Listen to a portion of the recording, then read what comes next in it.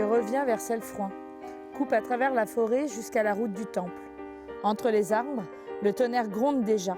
Des danseurs invisibles font trembler les feuillages et les rayons du soleil. Après la forêt, les grondements faiblissent avec le jour. Je quitte les cailloux pour une route luisante de goudron chaud. Mademoiselle n'est pas là.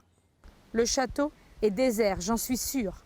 Mais je tire la poignée métallique de toutes mes forces, jusqu'à réveiller toute la vallée.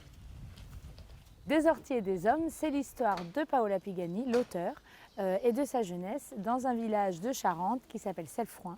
Plus qu'un portrait d'une petite fille charentaise, on découvre la Charente des années 70-80 et le monde rural avec une agriculture en pleine mutation.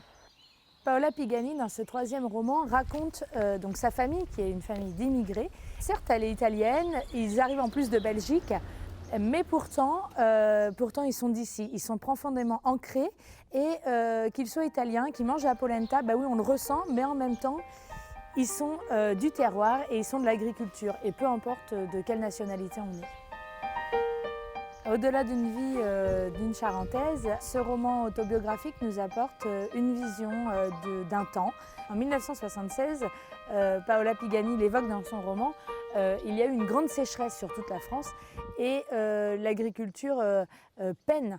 Et elle peine d'autant plus que c'est une grande mutation qui s'opère, que la PAC arrive et que les agriculteurs sont un petit peu déboussolés et ne savent plus comment travailler et qui écouter et comment faire.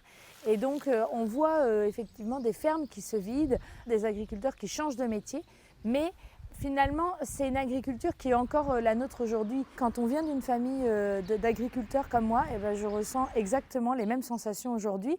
On vit les mêmes luttes et on a les mêmes interrogations tout au long de la journée que les parents de Paola pouvaient avoir ou ses voisins.